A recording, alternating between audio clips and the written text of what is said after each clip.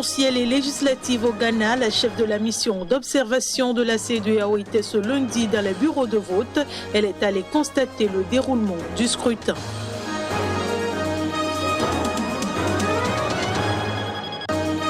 Condamnation à 1 an de prison avec sursis et une amende de 100 000 dinars pour l'opposant Karim Tabou en Algérie. La figure de proue du Irak est accusée d'atteinte à la sûreté nationale.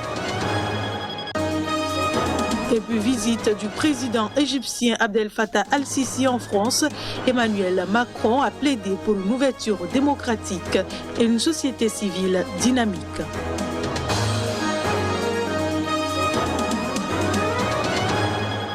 Merci de nous choisir pour vous informer. Bienvenue à toutes et à tous. La chef de la mission d'observation de la CEDEAO au Ghana pour les élections de ce lundi était dans les bureaux de vote. Hélène Johnson-Sirleaf était allée constater le déroulement du scrutin. Saturne Diossou et Juste Don Rissou, nos reporters sur place au Ghana, l'ont suivi. C'est comme un tour d'horizon que s'est offerte la chef de la mission d'observation de la CEDEAO de ces élections au Ghana avec d'autres missions d'observation. Chacune des missions présentes a déployé ses moyens aussi bien humains que matériels. La communauté économique des États de l'Afrique de l'Ouest, elle, a pris toutes les dispositions et a investi l'ensemble du territoire ghanéen des jours avant l'ouverture des bureaux de vote. The mission has been here since the 27th. La mission est ici depuis le 27 novembre et est prévue pour y rester jusqu'au 16 décembre. Nous avons déployé 124 observateurs à travers les 16 régions du Ghana. We have deployed a total of 124 observers across the 16 regions of Ghana. Pour que ces élections se déroulent dans la paix, plusieurs contacts ont été pris par la chef de cette mission d'observation. Mais l'un des moments forts qu'a vécu Hélène Johnson-Sirleaf est la signature d'un accord de paix par Nana Akufo-Addo et John Mahama, les deux principaux challengers. Nous avons aussi eu le plaisir de prendre part à la signature d'un pacte de paix, une impressionnante occasion qui a été offerte par deux candidats à tous les participants et à tout le Ghana.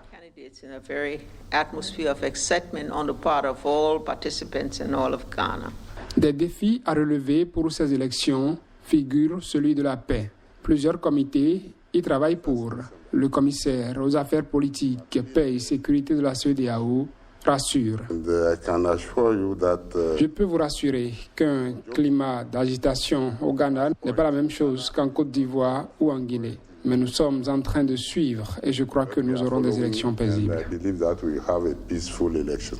Pour ces élections, 12 candidats, dont 3 femmes, s'affrontent pour la présidentielle et 275 sièges sont en jeu pour le Parlement.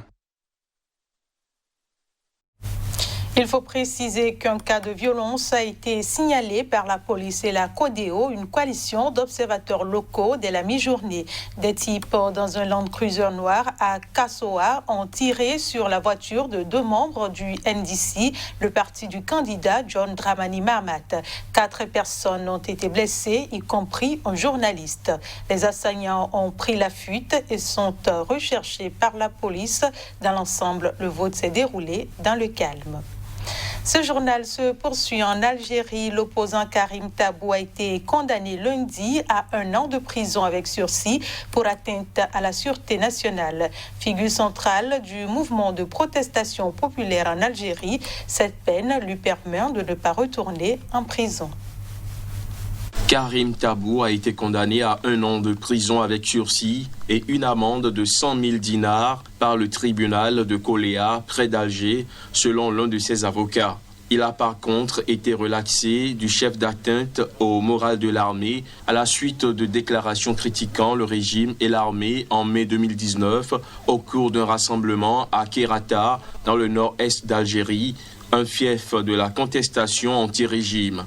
Karim Tabou, figure du Irak, mouvement de protestation en Algérie, avait été arrêté le 26 septembre 2019 dans le cadre de cette affaire et avait été emprisonné pendant 9 mois avant de bénéficier d'une libération conditionnelle le 2 juillet dernier. Dans une autre affaire, Karim Tabou avait été condamné en appel le 24 mars dernier à 1 an de prison ferme pour le même chef d'atteinte à la sûreté nationale en raison d'une vidéo parue sur la page Facebook de son parti dans laquelle il critiquait l'ingérence de l'armée dans les affaires politiques, peine qu'il a déjà purgée. Il reste donc en liberté.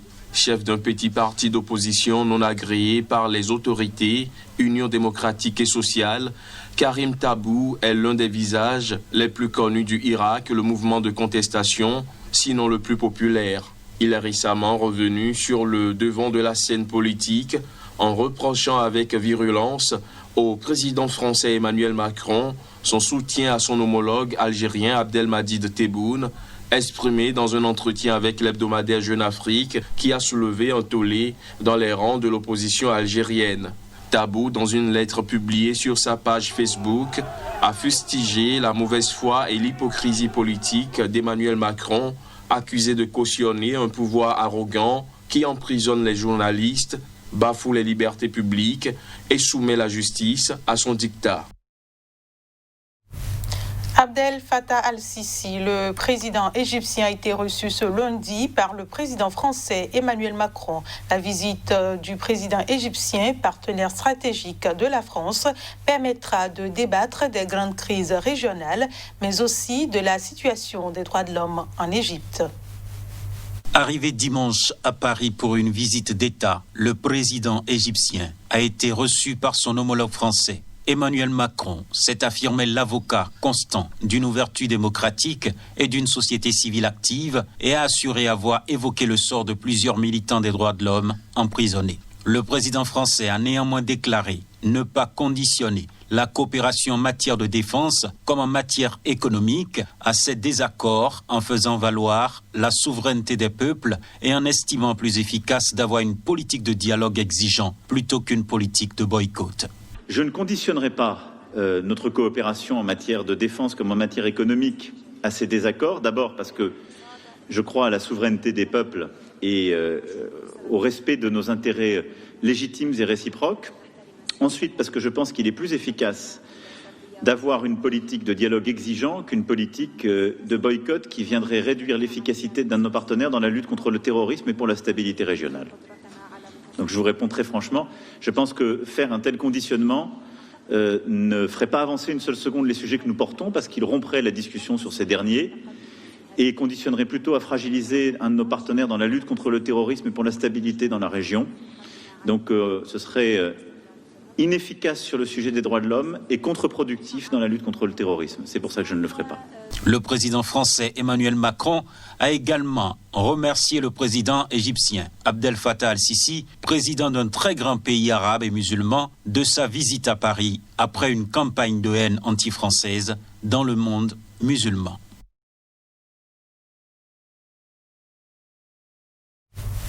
Près de 25 000 grands électeurs étaient appelés à voter ce dimanche au Cameroun pour élire les conseillers régionaux. Au total, 90 conseillers doivent être élus dans chacune des régions.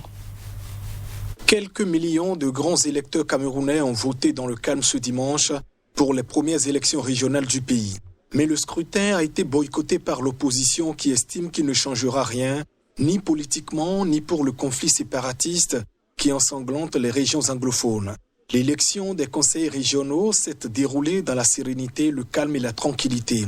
Aucun incident susceptible de porter atteinte à la crédibilité du scrutin ou à la sincérité des résultats attendus des urnes n'est à relever, a déclaré ce dimanche soir Paul Tanganji, ministre de l'administration territoriale. Des violences étaient pourtant à craindre, notamment dans les deux régions anglophones où des groupes sécessionnistes affrontent l'armée depuis près de 4 ans dans un conflit qui a fait plus de 3 000 morts et forcé plus de 700 000 personnes à fuir leur domicile.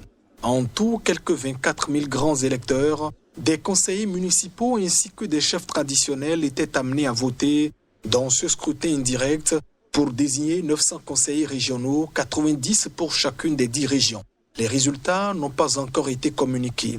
Pour inciter à faire de ces élections un succès, Le président Paul Biya avait promis le 2 septembre par décret présidentiel une indemnité de 50 000 francs CFA pour chaque grand électeur ayant pris part au scrutin.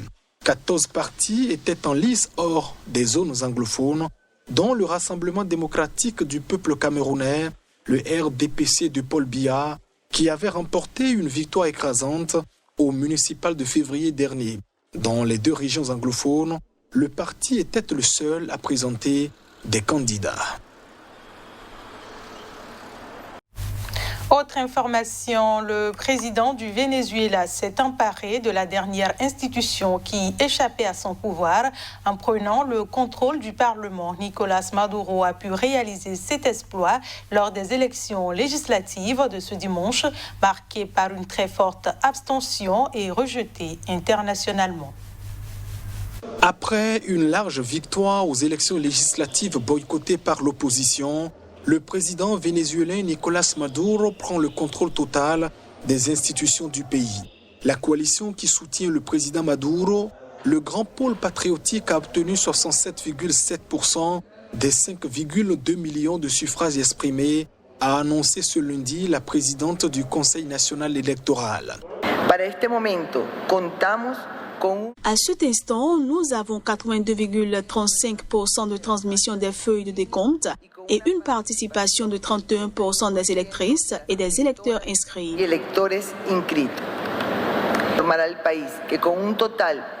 Avec un total de 5 264 104 voix, nous avons ce qui suit. Pour l'Alliance du Grand Pôle patriotique, le parti de Maduro, 3 558 320 voix pour un pourcentage de 67,6%. La présidente du Conseil n'a pas précisé la répartition des 277 sièges qui étaient soumis au vote des 20 millions d'inscrits. L'abstention a atteint 69%. L'appel des principaux partis d'opposition à rester à la maison ayant été massivement suivi. Le chef de l'opposition, Juan Guaidó, qui considère comme illégitime le pouvoir de Nicolás Maduro, avait appelé à boycotter ces élections. Nous avons eu une victoire électorale énorme et gigantesque, c'est pour sa part félicité le président Nicolás Maduro. Nous avons une nouvelle Assemblée nationale, un produit du vote populaire. Le peuple a élu ses députés et nous avons eu une victoire électorale énorme, gigantesque. Le Canada, la Colombie, le Costa Rica, le Panama ont annoncé dimanche qu'ils ne reconnaîtraient pas les résultats de ces élections. C'est ici que se referme cette édition. Merci de nous avoir reçus.